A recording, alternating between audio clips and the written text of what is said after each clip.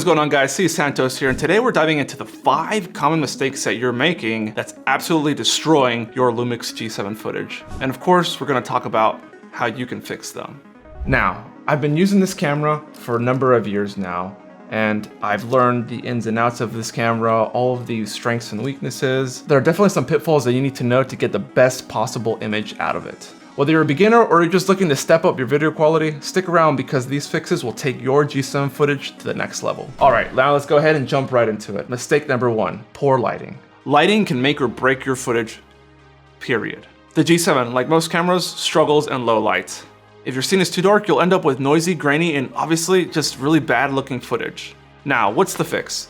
Well, of course, prioritize using good lighting, whether it's a softbox or even just a simple ring light. Also, natural light is a great option. Just position yourself in front of a window for flat, even lighting. If you absolutely have to shoot in low light, just do these 2 things. Lower your ISO as much as possible and open up the aperture as much as you can. And now moving on to mistake number 2, shaky footage. Nothing screams more amateur than shaky footage. As many of you already know, the G7 has no in-body image stabilization, so if you're hand-holding your shots, you might get some unwanted jitter. To fix this, use a tripod for static shots, like this one. I have the camera about 5 feet away from me on a tripod. Very low risk here for there to be any sort of shaky footage. Now, if you don't have a gimbal, you can always use digital image stabilization in post-production to smooth things out. And if you must go handheld, consider keeping your arms as close as you can to your body and move as smoothly as possible. Now moving on to mistake number 3, incorrect white balance. Have you ever recorded a clip and it looks a little too blue or maybe a tad bit too orange? Well, that's a white balance issue. If you leave your camera on auto white balance, it might shift the colors unexpectedly, making your footage look inconsistent. The fix: set your white balance manually based on your lighting conditions. If you're indoors under warm light, set your white balance to tungsten, which is around 3200 Kelvin.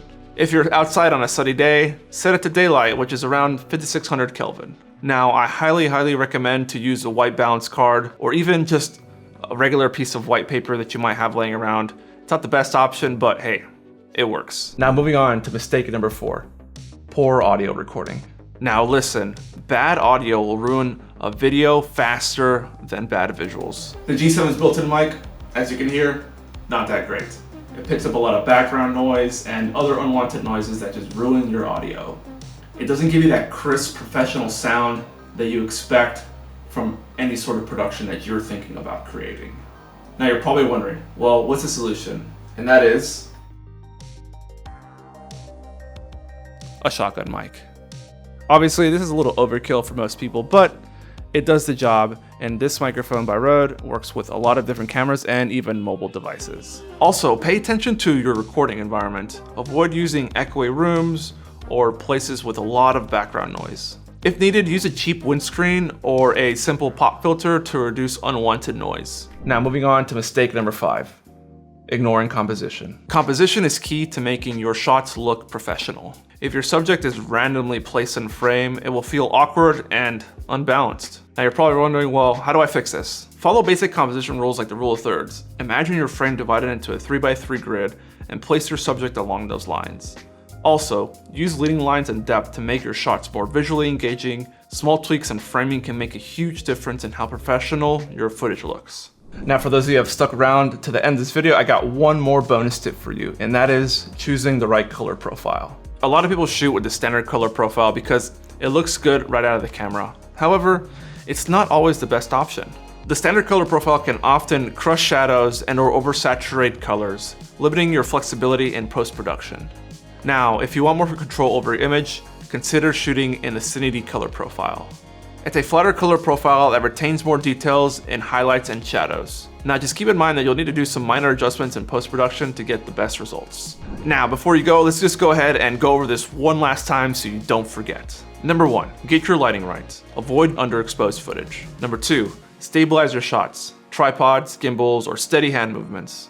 Number 3, set your white balance manually so you don't have to worry about weird color shifts. Number 4, use an external mic. Clean audio makes all the difference. Number 5, pay attention to composition. Frame your shots like a pro. And finally, bonus tip, experiment with Cinity for more flexible color grading. Now, before you go, I want to hear from you. What's your biggest struggle that you have with the Lumix G7?